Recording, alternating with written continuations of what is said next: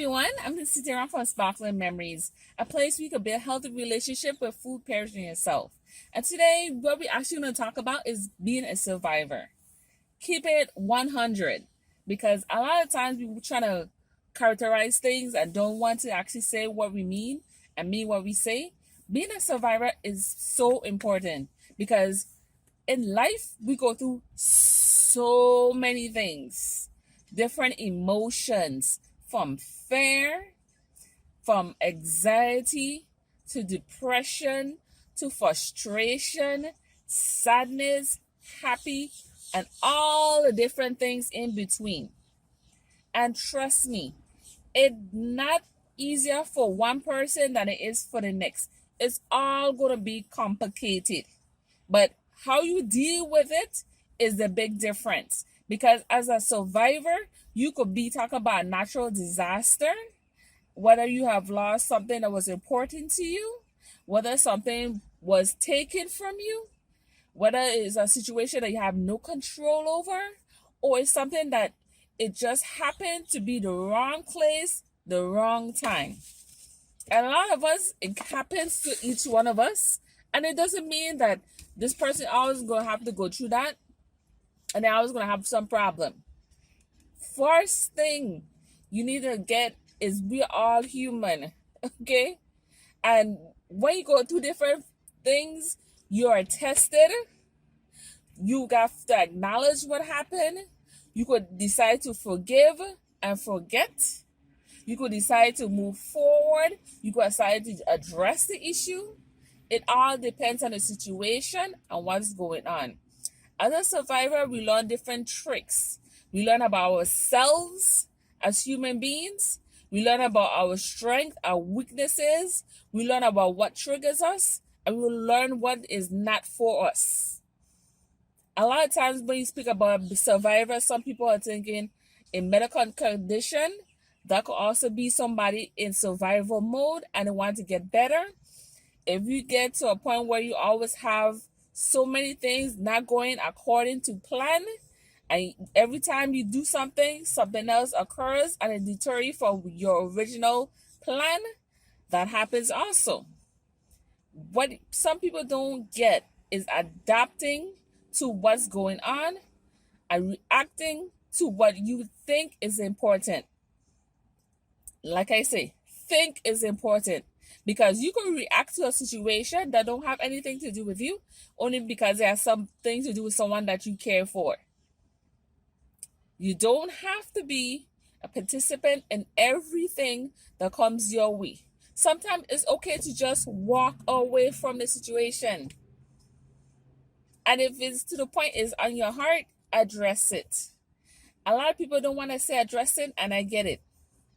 But guess what? Enough is enough, okay? And I can tell you, sometimes if you get things to get to the point where people are trying you and they do it once, they do it twice, they're more likely to keep doing it and doing it at a rate to see your reaction and to see how you respond. The best thing you could do is educate yourself on yourself. Once you understand how you yourself operate and what you could do different and what you may have done wrong, what you have done right, trust me, survival mode is the one thing all of us have.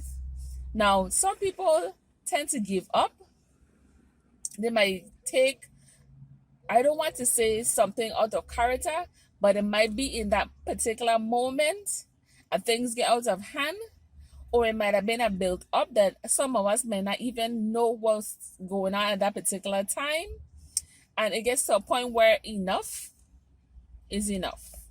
Now, for you to physically harm somebody, it has to be something whereas you reacted out of your emotions, and it's not necessarily something you do on a constant basis.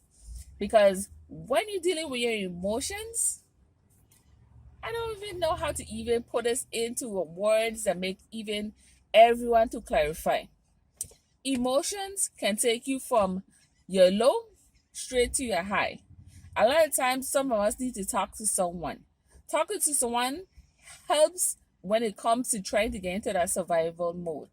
When you give up, that is not something you should do if it's something that you can fix or something that will benefit you later on, or it's something you were supposed to just learn from.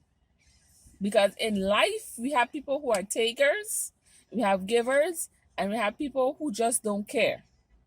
I know it sounds harsh, but you have some people that literally does not care. You could literally be in a line waiting to get cash out, let's say at a supermarket. They're always going to have that one person that thinks they need to cash out before you and they need to get where they're going before you. They don't care how long you've been in line. You could be just looking for something on the side of you, maybe a candy bar or a soda or a drink or something, and then they cut in front of you. You have two options. You could either say, excuse me, there's a line, or you could just act like you see the person and continue on your day and just like, okay, let them go because apparently they're in a rush. But not all the time that is the best option because you don't want to be a pushover. That's why survival mode does not necessarily mean you're weak. It means that you understood this assignment and you got it done the way it's supposed to get done. Now, as we become into our own, we learn a lot of different things about ourselves. And the more you learn about yourself, the better you are in dealing with situations. Unless you're going based off of your emotion. Emotions can take you to a whole nother level that you even know you could have gone to. Because some people, they don't want to claim that because you are violent or angry, you may have experienced that when you were younger and now you're just an angry person. Doesn't necessarily mean that. Anger is okay because everyone has the right to get angry at what they think is not right or what they feel brings on that emotion. When I talk about survival mode, I'm talking about seeing a situation, coming out of it, and knowing that you've been there, done that. And guess what? You could let the next person know how to deal with a situation better because you already been there. Now, as far as relationships goes, it depends because situations come about and relationships come about different ways. Whether it be the person come to you and it's just organic and it just happened, or it could have been you work in a group environment and y'all just blink together and bonded really quickly, or it could be an accident and you keep seeing this person in the same place that you're at, and then it's like, okay, you always here, and then you guys start a conversation. Survival mode means getting to a point whereas this was a situation, this is what I'm gonna do now.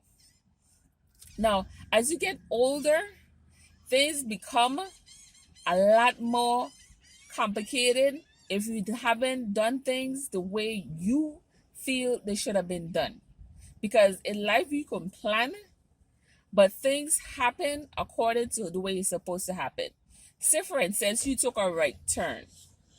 Now, the right turn could have been the turn that takes you to a different direction and it gets you to the place that you're calm and collective. Now, if you had taken the left turn, it might have taken you to a lot of bumps and a lot of dead ends and a lot of setback, disappointment, a lot of detour, a lot of U-turns. And guess what? You still might end up in the same place because if that was the place you're supposed to be, then that's where you know you're a survivor. It could be one person, it could be two people, it could be a family. It doesn't matter your race, your ethnic background, it doesn't matter where you work or your relations, all that stuff. Being a survivor basically states if you can tell someone about your situation, you just might help the next person.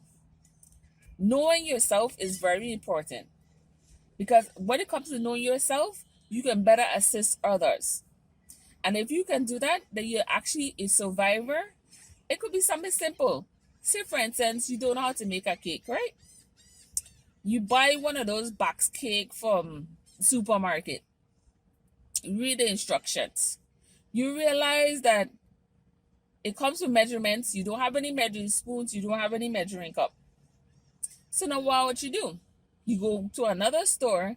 You buy these different measuring cups, measuring spoons, or measuring cups, and then you make sure it has a measurement according to what's on the cake box, right?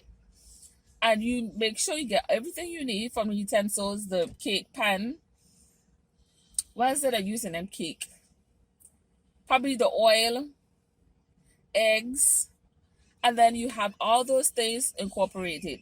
Because now you want to make sure your oven it could get to that amount of degrees and you could actually make this cake. Now, after you done mix it up, because you got your blender, you have your mixer, you have your spoon, whatever you choose to mix it up with, and then you put it in the oven and you set it to the time it's supposed to. Now, if you don't bake, you might not know, okay, let me stick something inside to see if something comes off of the knife to see whether or not the cake is still around there or it is not. So you just go based on the instructions. No, you will go based on the instructions, that's fine. Because they always have like, I think it's like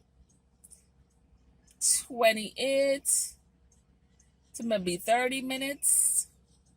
It all depends. Because I know different brands have different time in which to do it in. But once you read, okay, if it's 28 minutes, you do for 28 minutes. And you can always test it, feel it. You can always cut it and see whether or not it's done. The only thing you might not know, and the instructions don't tell you, is don't check in between, because at that point your cake is not going to rise. It probably might stay down. But another way you can combat that, if you go on YouTube, YouTube, that's like today's encyclopedia.